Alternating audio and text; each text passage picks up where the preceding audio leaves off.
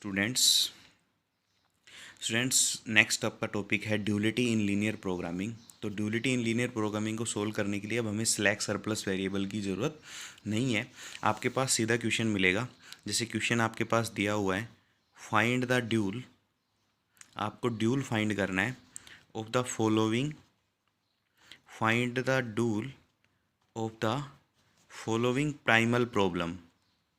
पहली बात तो अगर आपके पास प्रॉब्लम प्राइमल दी हुई है, मतलब आपके पास अगर कोई भी प्रॉब्लम दी हुई है, या तो वो मिनिमाइजेशन में दे रखी होगी या फिर वो मैक्सिमाइजेशन में दे रखी होगी। पहली बात, अगर मिनिमाइजेशन में है तो उसको तो हम कन्वर्ट करेंगे मैक्सिमाइजेशन में, क्योंकि हमें स्टैंडर्ड फॉर्म बनानी है। अगर मान लो मैक्सिमाइजेशन में, तो उसको हमें मिनिमाइजेशन में करने की ज़रूरत नहीं है। उसके बाद हम ड्यूल में लाएंगे, तब वो अपने आप मिनिमाइजेशन में क्या हो जाएगी, कन्वर्ट हो जाएगी। जैसे आपके पास दे रखा है minimize of Z equal to कितना, 2 of x2 plus 5 of x3 subject to constants. क्या दिया हुआ है, पहली कंस्टेंट्स लिख रखी है x1 plus x2 greater than equal to 2। दूसरी कंस्टेंट्स दे रखी है 2 of x1 plus of x2 plus of 6x3 less than equal to 6। Third constants दे रखी है x1 minus x2 plus 3 of x3 equal to 4, और नॉन नेगेटिविटी दी हुई है आपके पास x1 x2 x3 greater than equal to 0। तो ये आपके पास क्वेश्चन दिया हुआ है, इसका हमने ड्यूल फाइंड करना है। तो स्टेप फर्स्ट क्या है आपका, स्टेप फर्स्ट में आपको ये करना है, अगर आपके पास मिनिमाइजेशन में क्वेश्चन दिया हुआ है, कोई भी आपके पास प्राइमल प्रॉब्लम मिनिमाइजेशन में अगर दी हुई है, तो आप उसको किस में कन्वर्ट करोगे, मैक्सिमाइजेशन में। अब दो रूल है मैक्सिमाइजेशन में, सीधा सीधा। पहली बात तो हम उसका नेगेटिव ले लेंगे मिनिमाइजेशन का, तो वो क्या हो जाएगा, मैक्सिमाइजेशन। और फिर जो कंस्टेंट्स बची हुई है उसमें सारी इनइक्वलिटी, चाहे वो ग्रेटर देन हो चाहे वो इक्वलिटी हो, क्योंकि मिनिमाइजेशन में हमें क्या चाहिए, सारी constants less than equal to में, तो इनको हम कन्वर्ट करेंगे किसके अंदर, लेस देन इक्वल टू के अंदर। तो सबसे पहले हम लिखेंगे मैक्सिमाइजेशन ऑफ जेड डैश, कितना आ जाएगा इसका नेगेटिव, तो -2x2 और माइनस ऑफ कितना, 5 of x3 subject to constants. या फिर स्टेप सेकंड लिख लेते हैं पहले। स्टेप सेकंड कैसे करेंगे, स्टेप सेकंड कि आपके पास जो भी कंस्टेंट्स ग्रेटर देन वाली हो या फिर इक्वलिटी वाली हो, उनको हम अब मैक्सिमाइजेशन वाली प्रॉपर्टी में लेके आएंगे। मैक्सिमाइजेशन की प्रॉपर्टी में सीधी सीधी बात है, कंस्टेंट्स क्या हो जानी, लेस देन इक्वल टू में। तो x1 plus x2 greater than equal to 2 दिया हुआ है, तो ये किस में कन्वर्ट हो जाएगी, -(x1) -(x2) less than equal to कितना, -(2). तो पहला काम हो गया। अब देखो दूसरी वाली जो दी हुई है वो लेस देन इक्वलिटी में है, तो इसको हम एज इट इज़ रहने देंगे। जो थर्ड वाली है, अगर इक्वलिटी में है, इक्वलिटी में है तो आपके पास दो पॉसिबिलिटी है। क्या पॉसिबिलिटी है दो, कि या तो ये भाई हो सकता है ये ग्रेटर देन इक्वल टू 4 हो, या ये हो सकता है क्या हो, लेस देन इक्वल टू 4। तो लेस देन इक्वल टू 4 तो हमें चाहिए ही, तो ग्रेटर देन वाली को और चेंज कर लेंगे किसके अंदर, लेस देन के अंदर। तो क्या आ जाएगा, -(x1) plus of x2 minus of 3x3 less than equal to कितना, -(4). और दूसरी कंस्टेंट्स क्या आ जाएगी, x1 minus x2 plus 3 of x3 less than equal to 4। तो ये दोनों कन्वर्ट हो गए इसके अंदर। एक तो एज इट इज़ रखनी है, जब भी इक्वलिटी की बात आएगी तब करेंगे ये काम, ग्रेटर देन भी लिखेंगे और लेस देन भी। फिर ग्रेटर वाली को चेंज कर लेंगे किसके अंदर, हम लेस देन इक्वल टू के अंदर। तो ये काम आपके पास हो गया। अब कंस्टेंट्स आपके पास सारी बन गई, तो अब लिखोगे आप क्या, कि जो आपका स्टैंडर्ड फॉर्म आ गई वो क्या आ गई, standard form is, objective function आपका आ गया क्या, मैक्स ऑफ जेड डैश किसके इक्वल आ गया, x1 नहीं है तो लिख लेंगे 0 of x1 -2 of x2 -5 of कितना, x3 सब्जेक्ट टू कंस्टेंट्स। क्या क्या कंस्टेंट्स आई, पहली कंस्टेंट्स आ गई आपके पास -(x1) -(x2) less than equal to -(2). देखो ड्यूलिटी लिखने का मतलब है सिर्फ एक नए वेरिएबल को देते हुए हमें उसी का ड्यूल निकालना है, उसी का एक डुप्लीकेट वर्जन जिसे बोल सकते हो आप, वो फाइंड आउट करना है। उसके बाद सेकंड इक्वेशन आपके पास दी एज इट इज़ थी, वही लिखनी है, 2x1 plus x2 plus 6 of x3। तो ये आ गया 2x1 plus of x2 plus 6 of x3 less than equal to 6।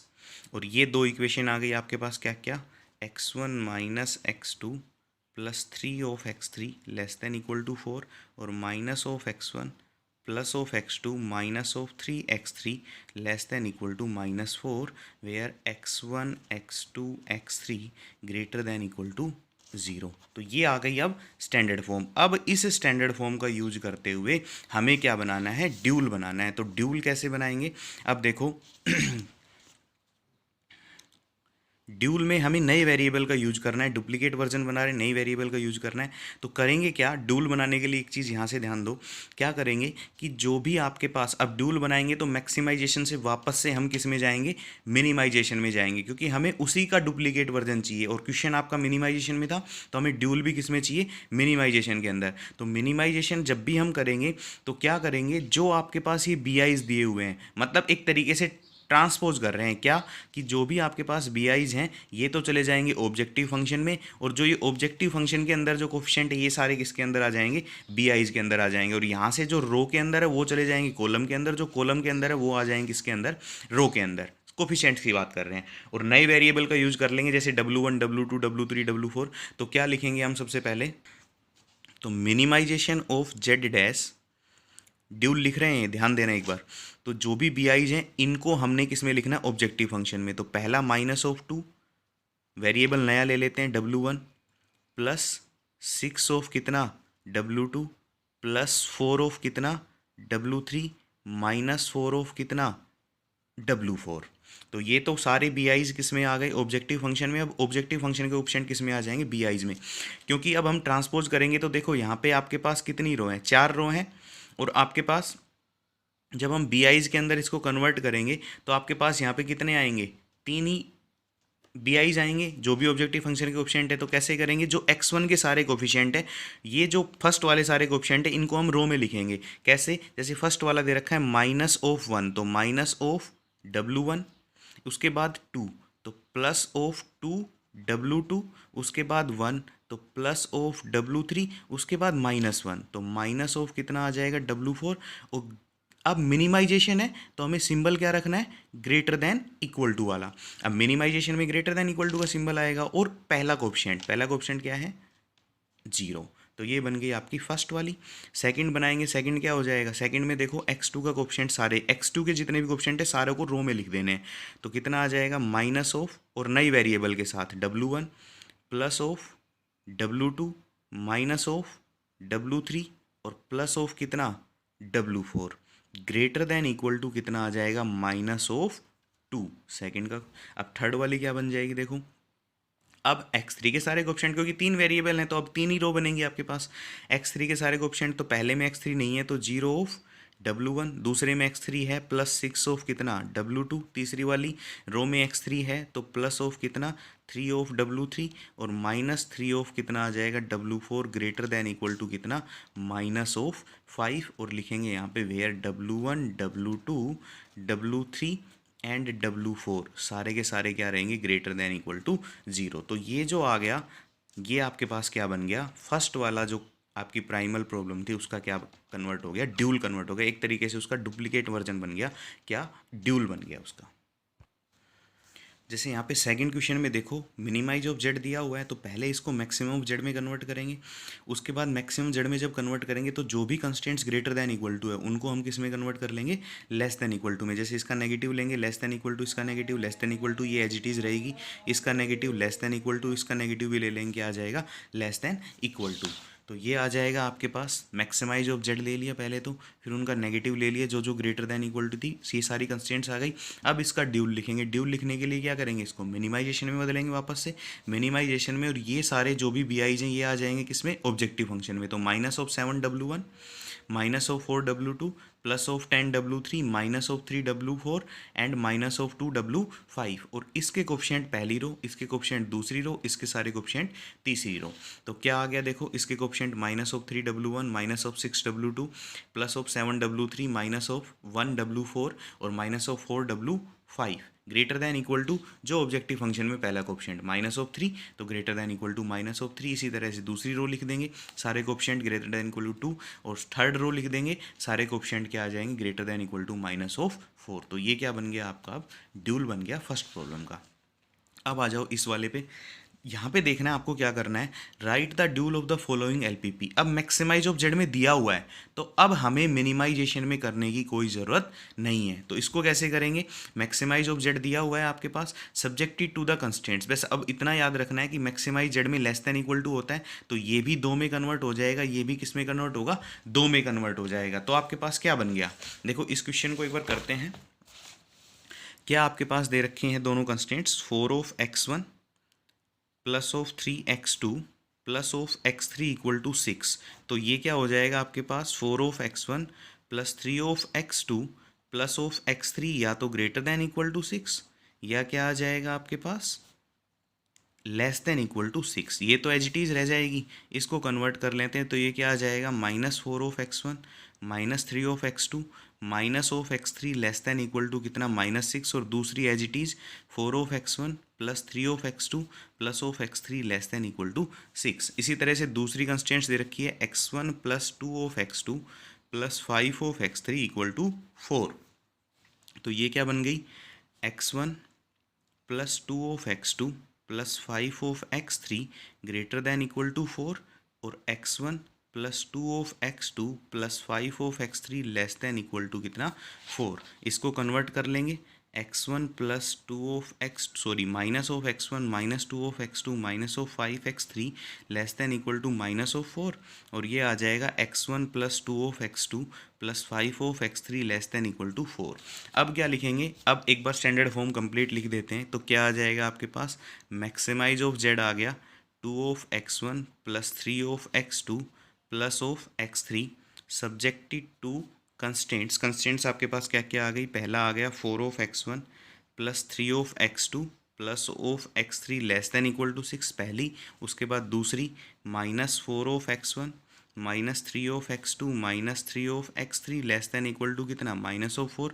उसके बाद तीसरी constants x1 plus 2 of x2 plus 5 of x3 less than equal to कितना, सॉरी ये आ जाएगा -6 लेस देन इक्वल टू कितना, 4, और minus of x1 minus of 2x2 minus of 5x3 less than equal to कितना, -4। तो ये क्या आ गई आपके पास, standard form where x1 x2 x3 greater than equal to क्या हो जाएंगे, 0 हो जाएंगे। अब इसका ड्यूल लिखना है, तो ड्यूल लिखेंगे तो क्या करेंगे, सबसे पहले मिनिमाइज में कन्वर्ट कर लेंगे।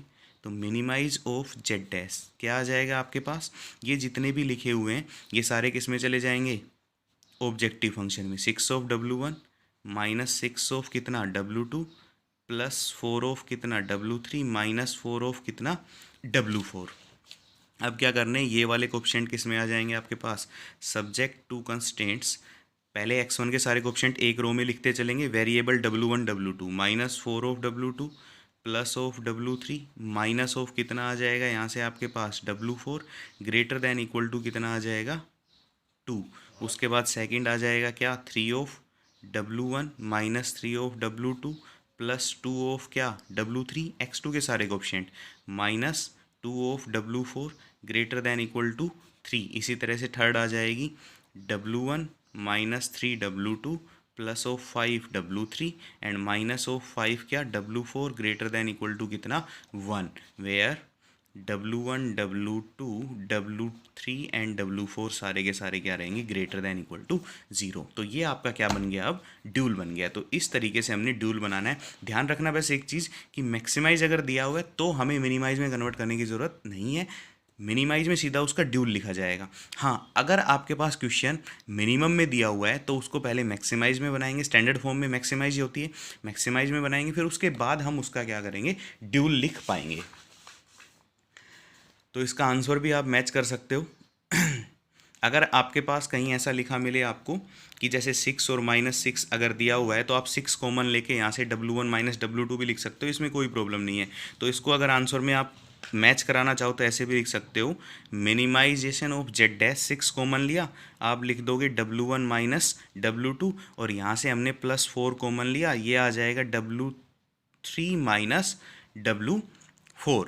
सब्जेक्टेड टू द कंस्ट्रेंट्स, अब इन दोनों से 4 कॉमन ले सकते हो तो क्या आ जाएगा 4 of W1 minus W2 plus इनसे आपका 1 कॉमन आ रहा है तो ये क्या आ जाएगा W3 माइनस कितना W4। तो इस तरीके से अगर लिखा मिले तो कोई दिक्कत नहीं है, बस सिर्फ कॉमन लेते जाना है, जो जो आपके पास सेम कॉन्स्टेंट्स हैं उनको कॉमन लेते हुए लिख सकते हो, तो आंसर आपके बिल्कुल मैच हो जाएंगे। तो यहाँ तक आपने ये करना है। नेक्स्ट टॉपिक अभी कर रहे हैं, इसके बाद नेक्स्ट टॉपिक है बच्चों आपके पास अनरेस्ट्रिक्टेड फॉर्म। अनरेस्ट्रिक्टेड फॉर्म का मतलब कुछ नहीं है, सिर्फ जो नॉन नेगेटिविटी है उसमें कोई नॉन नेगेटिविटी कुछ भी नहीं दे रखी होगी, मतलब ना तो greater than equal to zero ना less than equal to zero, बस एज इट इज़ लिखा होगा x3 इज़ अनरेस्ट्रिक्टेड या x4 इज़ अनरेस्ट्रिक्टेड।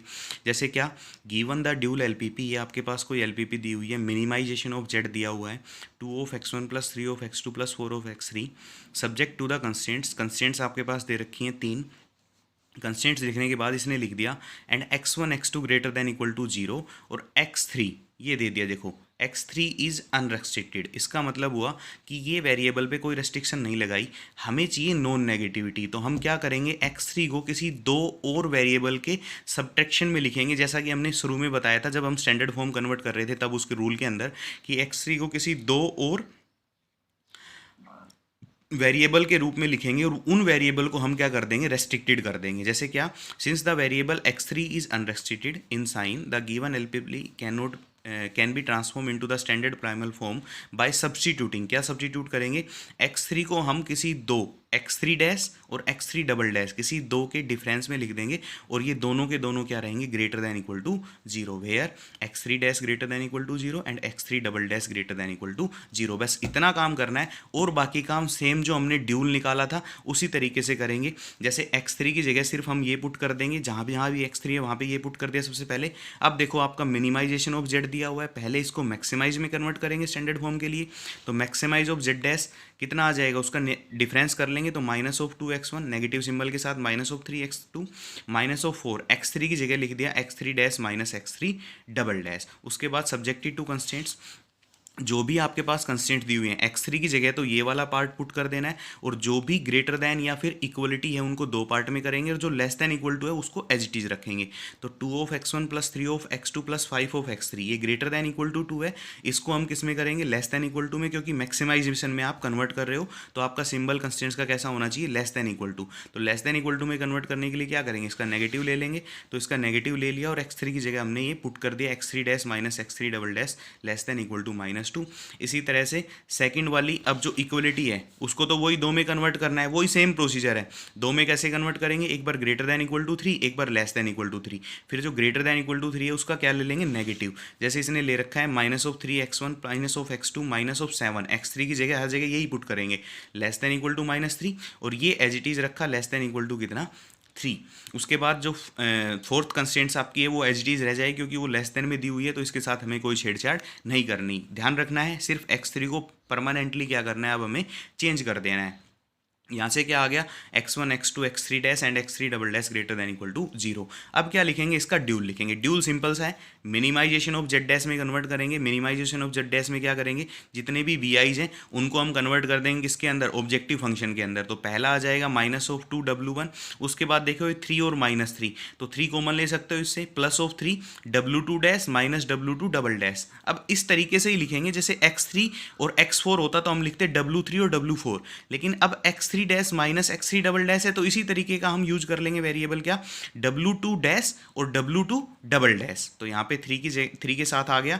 देखो ऐसे भी लिख सकते हो, +3 w2 डैश फिर -3 w2 डबल डैश, फिर उसमें से 3 कॉमन लेके आप लिख सकते हो, वो एक ही बात है, +5 ऑफ कितना आ जाएगा फिर w3 subjected to the constants. अब जितने भी कोफिशिएंट हैं -2 w1, अब 3 और -3 कॉमन आ सकते हैं तो लिख सकते हो +3 into w2 dash minus w2 double dash. उसके बाद आ जाएगा यहाँ पे कितना, +w3 greater than equal to कितना, -2। उसी तरीके से x2 के कोफिशिएंट और x3 के कोफिशिएंट। बस अनरिस्ट्रिक्टेड प्रॉब्लम में एक चीज़ ध्यान देने वाली है क्या, कि जो भी अनरिस्ट्रिक्टेड आपके पास वेरिएबल दिया होगा उसकी जगह हम 2 नए वेरिएबल लेके आएंगे, उन वेरिएबल का डिफरेंस उसके इक्वल लिखेंगे और दोनों को हम क्या कर देंगे, रेस्ट्रिक्टेड कर देंगे, नॉन नेगेटिव कर देंगे, ग्रेटर देन इक्वल टू क्या कर देंगे, 0 कर देंगे।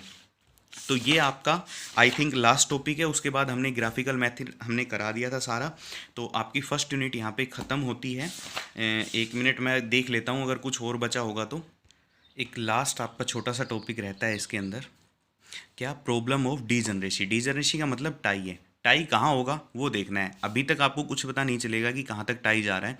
जैसे maximize of Z dash, Z आपके पास दिया हुआ है सब्जेक्टिव टू अ कंस्ट्रेंट्स। ये आपके पास एक प्रॉब्लम दी हुई, सिंपल सी प्रॉब्लम है। मैक्सिमाइज ऑफ जेड है, सारी दोनों लेस देन इक्वल टू का केस है, तो कोई प्रॉब्लम है नहीं इसे सिंप्लेक्स मेथड में सोल्व करने के लिए। तो क्या करेंगे हम, देखो यहाँ पे लेस देन इक्वल टू 8 है, तो इसको इक्वलिटी में बनाने के लिए plus of slack variable add हो जाएगा S1। इसको बनाने के लिए इक्वलिटी में plus of S2 slack variable add कर देंगे। तो इक्वलिटी में बन जाने के बाद मैक्सिमाइज ऑफ जेड आपका क्या बन गया, 3 of x1 plus 9 of x2 plus of 0 S1 plus of 0 S2। ये simplex method same. Subjected to constraints x1 plus 4 of x2, पहला स्लैक वेरिएबल ऐड किया S1 इक्वल टू 8, दूसरा ऐड किया plus of S2 equal to 4, and x1 x2 s1 s2 greater than equal to 0। तो ये हमने बना ली simplex table. वही सिंप्लेक्स टेबल, बेसिक वेरिएबल यहाँ पे आ जाएंगे जो जो थे। s1 और s2 दो यूज हुए तो दोनों की कॉस्ट 0 0। x भी आपके पास जितने भी bi's हैं वो लिख देंगे। cj आपके पास ऑब्जेक्टिव फंक्शन के coefficient x1 x2 s1 s2 लिखने के बाद z इक्वल टू 0 है, डेल 1 निकाल लिया, डेल 2 निकाल लिया, डेल 3 और डेल 4। डेल 1 कैसे निकाला, वही सेम काम आपका क्या करना है, 1 इंटू 0 प्लस 1 इंटू 0 0 और माइनस ऑफ सी जे। तो minus of C J C1 करेंगे तो पहले C3, तो माइनस ऑफ 3 आ जाएगा। इसी तरह 4 इंटू 0 और 2 इंटू 0 0, माइनस ऑफ 9 तो माइनस ऑफ 9। इसी तरह से हमने डेल 1 डेल 2 सारा निकाल लिया। अब देखेंगे कि मोस्ट नेगेटिव आपके पास क्या आ रहा है, ये वाला आ रहा है। तो ये वाला क्या रहेगा आपके पास, रूल के अकॉर्डिंग ये वाला आपके पास क्या रहा, इनकमिंग वेक्टर। तो अब मिनिमम रेशियो निकालेंगे तो 8/4 और 4/2, तो 8/4 भी 2 आ गया और 4/2 भी 2 आ गया। तो ये टाई हो गया कि अब मिनिमम आपको नहीं पता कि कौन सा लेना है। तो यहाँ पे आपको नज़र आएगा कि ये प्रॉब्लम किसकी है, डीजनरेसी की है, टाई की प्रॉब्लम है। जब आपका मिनिमम रेशियो क्या आए, सेम आए। अब आपको नहीं पता तो इस हिसाब से तो दोनों ही मिनिमम है, तो दोनों के दोनों आपके पास S1 और S2 ही क्या होने चाहिए, रिमूव होने चाहिए। तो हम अब इस प्रॉब्लम के अकॉर्डिंग हम क्या करेंगे, देखो रूल के अकॉर्डिंग क्या लिखा हुआ है, since minimum ratio 2 is the last column of about table is not unique, both the slack variable S1 and S2 में लीव द बेसिस, दोनों को लीव करना चाहिए। This is an indication for the existence of degeneracy. ये क्या है, indication है किसके, एग्जिस्टेंस ऑफ डीजनरेसी के, टाई वाली प्रॉब्लम के। So we apply the above outside procedure to result. तो हम क्या अप्लाई करेंगे, हम क्या करेंगे अब, S1 और S2 जो ये बेसिक मैट्रिक्स है, आइडेंटिटी मैट्रिक्स है, इसको तो हम आगे ले आएंगे और x1 x2 को क्या ले आएंगे, पीछे लेके जाएंगे। क्या करना है, देखो basic variable S1 and S2 CB XV ये एज इट इज़ लिखे, और S1 और S2 को तो हम पहले ले आए और x1 x2 को ले आए कहाँ पे, बाद में ले आए। अब x1 और x2 की कॉस्ट और x1 और x2 की कॉस्ट हमने एज इट इज़ रखी। अब देखो 9 आपका क्या था, 9 आपका इनकमिंग वेक्टर है, मोस्ट नेगेटिव वेक्टर है। तो क्या करेंगे, मिनिमम जब भी रेशियो आप निकालोगे तो अब इस तरीके से रेशियो निकालना है कि जो फर्स्ट वाला जो वेरिएबल है, first column element of first column S1 upon corresponding column element of की x2, तो 1/4 और कितना बनेगा 0/2, तो 0/2 0 हो गया। तो ये आपके पास क्या आ गया, अब की एलिमेंट बन गया। तो ये मिनिमम है तो ये की एलिमेंट बन गया। तो अब ये वाला बाहर जाएगा और इसकी बजाय क्या आ जाएगा, ये वाला अंदर, x2 चला जाएगा अंदर। तो मिनिमम आया तो x2 अंदर आ गया। उसके बाद x2 की कॉस्ट लिखेंगे यहाँ पे। अब सीधे सीधा की एलिमेंट को हमने 1 बनाना है। जैसे ही इसको 1 बनाएंगे आपके पास सारे के सारे डेल्टा जे क्या आ जाएंगे, ग्रेटर दैन इक्वल टू 0, और आप बोल दोगे ये आपका क्या आ गया, ऑप्टिमल सॉल्यूशन, वेयर x1 की वैल्यू है ही नहीं तो 0, x2 की वैल्यू आपके पास 2 निकल के आई तो x2 2 आ गया। मैक्सिमाइज ऑफ जेड आप निकाल सकते हो 3 into x1 plus 9 into x2, तो कितना आ गया 18 आंसर आ गया। तो सीधी सी बात है, डीजनरेसी तब नजर आएगी जब आपके मिनिमम रेशियो क्या आ जाएं, सेम आ जाएं। तो फिर क्या करना है कि x1 और x2 को पहले लिख लेना है, x1 x2 को बाद में लिख लेना है, और फर्स्ट कॉलम से हमने जो भी आपका मिनिमम, जो भी आपके इनकमिंग वेक्टर है, इनकमिंग वेक्टर बनेगा उससे हमने उसको डिवाइड करके मिनिमम निकालना है, और फिर उसके बाद सेम प्रोसीजर से सोल्व कर देना है। तो ये आपका फर्स्ट यूनिट था। कल से हम सेकंड यूनिट स्टार्ट करेंगे या फिर थर्ड यूनिट स्टार्ट करेंगे, दोनों में से एक यूनिट स्टार्ट करेंगे और उस पर पहले काम करेंगे।